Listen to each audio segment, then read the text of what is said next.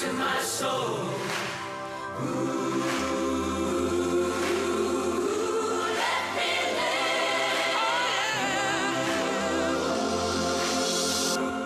don't you take another little piece of my heart? Why don't you take it and break it and tear it all apart? All I do is give and all you do is take. Baby, why don't you give me a brand new start? So let Isabelle, le presbytère, donc, c'est ce ballet créé il y a presque 20 ans avec Queen et Elton John sur scène. Le Béjart Ballet le reprend à Paris. Oui, le presbytère n'a rien perdu de son charme, ni le jardin de son éclat. Il avait emprunté ce beau titre au Rouletabille de Gaston Ledoux. Avec ce spectacle, Maurice Béjart voulait rendre hommage à ses amis emportés par le sida. George Donne, son danseur fétiche, mais aussi Freddie Mercury qui assure la bande-son. Oui. Voilà. C'est un spectacle très impressionnant où les morts soulèvent leur linceul. France 2 avait rencontré la troupe lors des répétitions. Le personnage que j'interprète dans le presbytère, c'est une veuve donc, qui a perdu son être cher, son mari, son compagnon. Et il y a un mélange de sentiments, il y a une colère de se dire mais pourquoi il est parti, il m'a abandonné. Il y a une violence de cette colère, il y a une tristesse. C'est un personnage qui est assez mélangé comme émotion. Donc un travail de deuil dédié à ceux, selon les mots de Maurice Béjart, partis avant leur heure. Frisson garanti, d'autant que la musique de Queen, elle non plus, n'a rien perdu de sa puissance, à découvrir en tournée française. Alors Isabelle, on part sur une œuvre très sombre maintenant, sur la scène de la Monnaie à Bruxelles. Oui, alors c'est une tragédie grecque revue par Henrik von Kleist en 1807. L'histoire de Penthesilée, la reine des Amazones. Venue d'un royaume interdit aux hommes, cette guerrière tombe amoureuse d'Achille, leur guerrier. Déchirée entre son amour et la pression sociale, elle finit par dévorer le malheureux.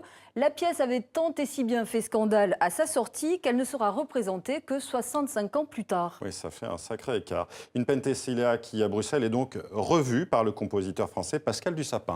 Oui, alors c'était son rêve de jeunesse, dit-il. Il réalise enfin le montage de cette œuvre au noir à 60 ans, avec la complicité de la scénographe Berlinde de Brucker. Cette citation ouvre la pièce. Ce n'est pas un beau spectacle. L'ère moderne commence. Le ton est donné. Voyez plutôt.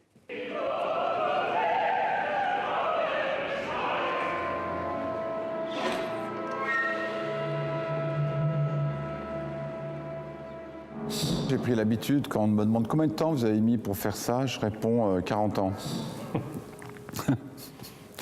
Parce qu'en fait, ça fait 40 ans que j'écris de la musique. Donc, quelque part, les choses deviennent possibles avec un certain temps et à un certain moment.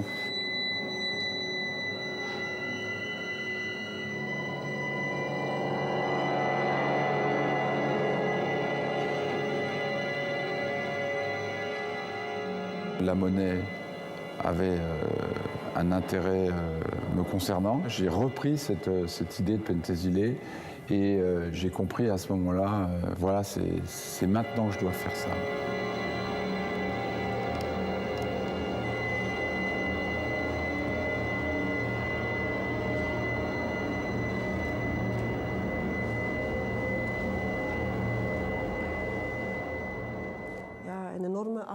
J'ai tout de suite ressenti des affinités avec Penthesilea, cette femme si forte. J'ai compris que c'était une belle source d'inspiration. J'ai essayé de créer un monde, une métaphore de la mort des personnages et de la mort d'Achille. J'étais sceptique au début, mais quand les peaux descendent, j'ai trouvé que c'était une belle image.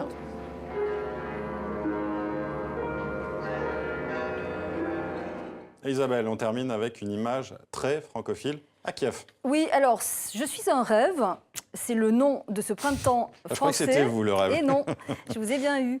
C'est donc la 12e manifestation du nom. On le doit à l'Institut français et aux allumeurs d'images, un hommage à la liberté projeté sur la façade de la magnifique cathédrale orthodoxe Sainte-Sophie, hier devant 30 000 spectateurs. Oui, c'est vraiment magnifique.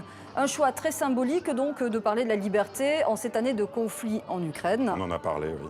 Et donc ce festival vise à faire découvrir la vitalité de la création française avec de nombreux spectacles, musique, danse, débats et j'en passe. C'est pendant un mois et ce, à travers tout le pays. Merci Isabelle, c'était Demander le programme. Je crois qu'on vous retrouve cette semaine dans le 64 minutes. mercredi. Merci, à bientôt.